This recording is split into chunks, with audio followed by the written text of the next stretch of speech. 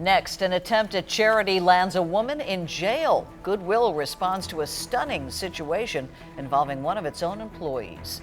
A family's tragedy is costing taxpayers big money, the I-Team investigates. And only on Channel 4, a man who drives horses to slaughter strikes a plea deal, and animal advocates are none too pleased. Channel 4 News at 6 starts now. Live with a forewarned weather alert, this is Channel 4 News at 6. Let's begin with a forewarned weather alert. Strong storms have already caused damage in the area. The worst of it right now seems to be in Wilson, Smith, and DeKalb counties. Mobile 4 is out near Alexandria, Tennessee, where trees are down and people are cleaning up damage. And as we speak, another line of strong storms is moving through. Good evening. Welcome to Channel 4 News at 6. Let's begin with our chief meteorologist, Lisa Spencer, who is in the Forewarned Weather Center right now. Lisa? Well, these storms, they continue to march over some of the same locations. Right now, we are seeing a batch of storms move here into the Nashville area. We've got some rumblings of thunder overhead, some very heavy downpours with these storms as they move off toward the southeast right now. And so that means folks over in Antioch and right here around Brentwood and Smyrna will see some of that activity. Looking here at this view, we pull out to the wider, and this is going to show us where we do have some reports of some damage that we've had a little bit earlier. What we'll find here are the W's indicating where we've had some wind damage with these storms, and they have been quite active. This is over around the Alexandria area in DeKalb County, where they had reports of roof damage to homes and numerous trees reported down too, with these storms moving across. And we find also a line. These storms are marching right along this line, so you can kind of bet that they'll continue to move toward the McMinnville area too. With them, expect those heavy downpours. The good news is we are not seeing at this time any severe thunderstorm warnings that are in effect, but with some of the heavier amounts of rain that we have had with the storms, we are under a flash flood advisory, particularly here in Wilson County, where rainfall estimates are near 2-3 inches in some spots. We'll continue to keep you updated on any additional warnings we'll have, and also let you know about the big change coming this week with our heat just ahead. For a business that is dependent on the goodwill and donations of other people, they have shown me none. A McMinnville woman struggling with cancer is arrested after accidentally donating a keepsake to Goodwill, then asking for it back. It is a story that many people are finding hard to believe. Is this policy or merely an employee making up the rules? Channel 4's Dennis Ferrier now with the details. Put yourself in Sandy Luna's shoes, battling liver and colon cancer, bad enough, but now she's charged with assault, and 4 family heirlooms are now somewhere in one of Goodwill's storage facilities. Mug shots in a popular tabloid in Warren County, with every face a story, but none like this one. Sandy Luna, weak from life-threatening cancer, asked a friend to help her take some things over to Goodwill.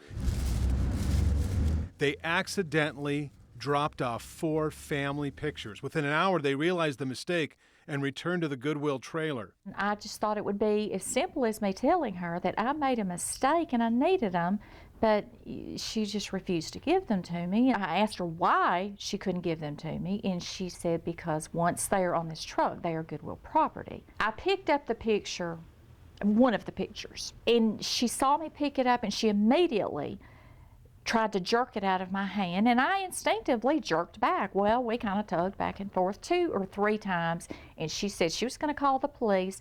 I lifted both my hands at that point, and I said, please do. Sandy was arrested and charged with assault. The Goodwill attendant, Joyce Chambers, says Sandy scratched her. Not true, says Luna. She's never been in trouble. Her only record, a successful 36-year marriage to her husband, Webb. Now she is charged with assault, and even worse, she lost those pictures. They've been in my husband's family for a long time. They were entrusted to me to pass on to my kids, and that's what my intention was. They were never supposed to be a Goodwill. We spoke with Goodwill today, who quickly said the employee did not follow company policy. It is our policy to allow donors to take back items that they donated themselves and changed their mind, or something that was mistakenly donated. It's something that we deeply regret. It's something that we wish had not happened, and we're sincerely sorry to hear about it. Goodwill says it is searching for those framed pictures right now and will deliver them back to Sandy Luna. They've not fired the employee. They say they need to give her one more chance. They did tell her today they urge her strongly to drop all criminal charges against Sandy Luna. Luna's assault case is scheduled for next week. We'll stay on top of the search for the family. Air rooms at Goodwill. This all happened in the Chattanooga district of Goodwill, not Middle Tennessee, Tom. Dennis, thanks. Air Force flew over the scene of a small plane crash in Decatur County. The crop duster aircraft crashed in Parsons just after 3:30 this afternoon. Local authorities have not released the pilot's name or condition.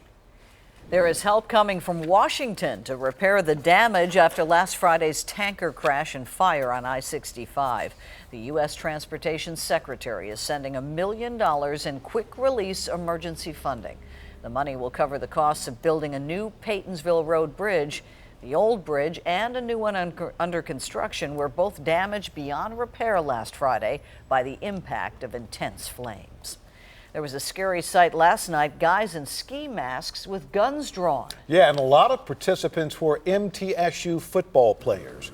Channel 4's Patrick McMurtry is live in Murfreesboro tonight to explain.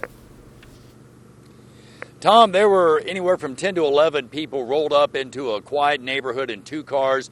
And according to the neighbors who live in the area, they called 911 saying these guys getting out of the cars had ski masks and were firing guns at one of the buildings. 7 of those people we have confirmed were MTSU football players. But as bad as that sounds, all of this, according to everybody involved, was just a prank. But according to Murfreesboro police, they were one wrong move away from a tragedy happening. You know, had a handful of freshmen just kind of playing around. A couple of them had those little foam air guns or whatever. That's Blue Raider football coach Rick Stockstill's take on what happened here last night. Here's how police responded to the prank when they got a call about armed men with ski masks shooting at a house. They had a very dangerous situation. They were taken out one at a time of the vehicles. They were searched and placed into police custody until everyone was outside the vehicle and the situation was rendered safe. Police say 10 men were involved in the prank involving very realistic-looking toy guns. One, they said, looked just like a 12-gauge shotgun. Luckily, none of the freshman football players pointed the guns at the officers. They said they didn't act aggressively either, or Evans says things could have turned very dangerous very quickly. It was dark last night. Airsoft guns are made to look like real guns, so this was a very stressful situation as it was deadly force was certainly at play here, and in this case the officer showed incredible restraint. Coach Stockstill agrees the Murfreesboro police did a good job handling the situation. He says his young players just received a very valuable life lesson. I bring out situations that are going on in our world now since 9/11. The Trayvon Martin deal, the stuff going on in Missouri now. So it's what is fun and games and what we all used to do, you can't do anymore. And we were told that when the officers rolled up on the scene, they treated this as a felony stop. In other words, they individually got the guys out of the car and brought them, searched them, and put them into custody until they could make sure the situation was safe. So you can bet. And again, just to point out, the police and the coach and everybody involved says this was just a prank. They were just playing around. But you can bet that these kids, these 17-year-old freshmen that are here for the first time away from home, will never be making that mistake again. Reporting live from Murfreesboro, Patrick McMurtry, Channel 4 News. There was a first-hand account in court today of a violent interstate shooting that took a man's life. 47-year-old Jackie Warpool was shot and killed in December of last year. His body was found in his car on the side of I-24 between Murfreesboro and Smyrna. It took 6 months, but investigators finally identified a shooter, Edgar Dominique Covington.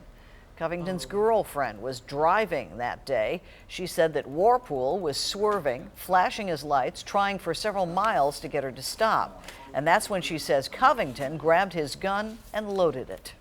He flicked his cigarette at us, he flicked us off, and like all in the same motion, Dominique rolled down the window and put the gun out the window and shot 3 times.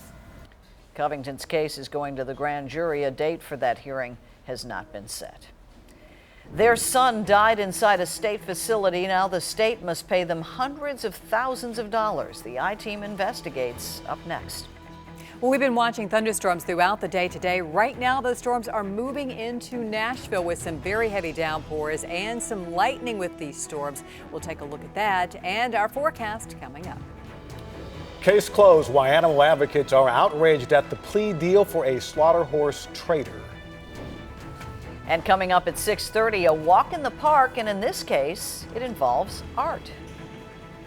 You're watching WSMV Channel 4.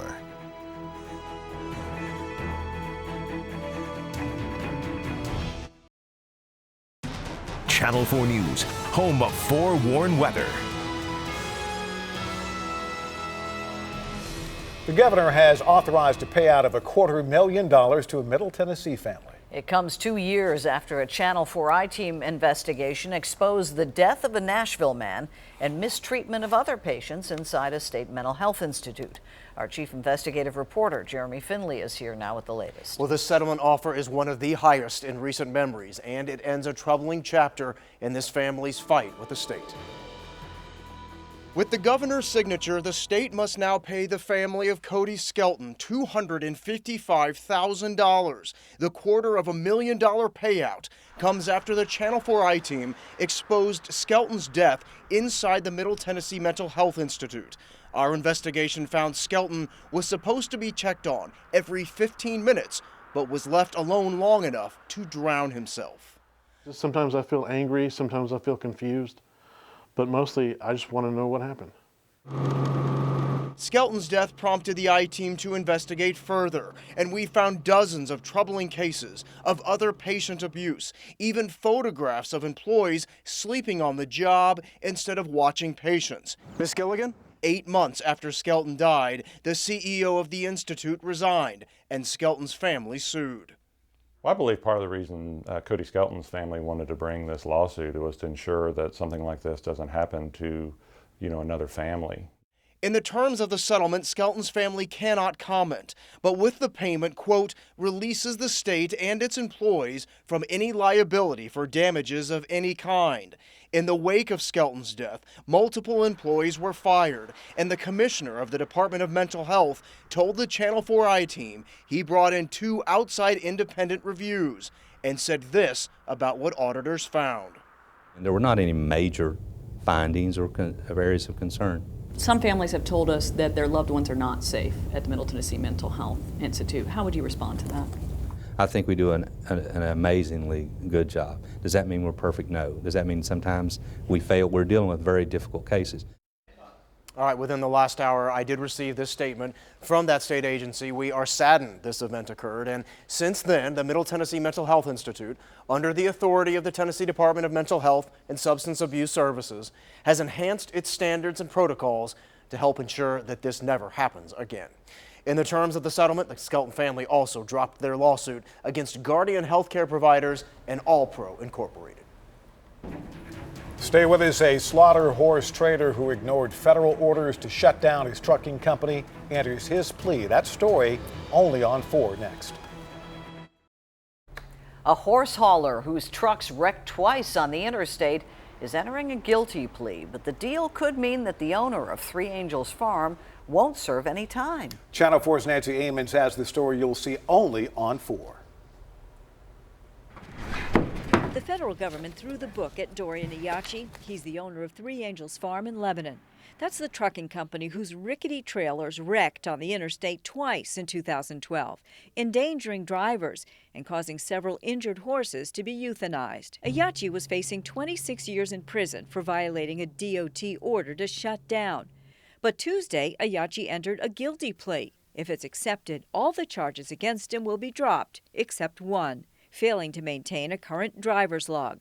The maximum fine he faces, $25,000.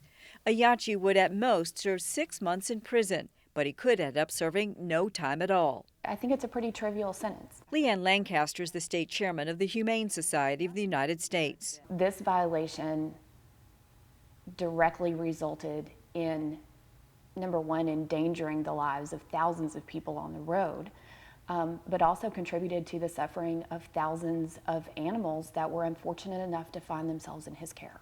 Ayachi was transporting horses to the Mexican border. That's where they're slaughtered for human food that's sent overseas. He taught me how to fudge a logbook. Scott York was driving the Three Angels trailer that broke in half on 440.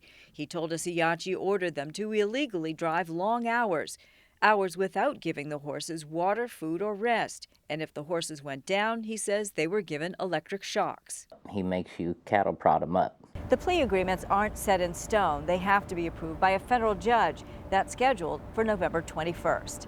In Nashville, Nancy Amons, Channel 4 News. The federal government threw the book at Dorian Ayachi. He is the owner of Three Angels Farm in Lebanon.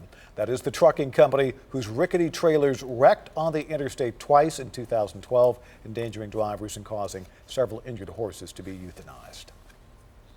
Ayachi, by the way, is also facing 26 years in prison for violating.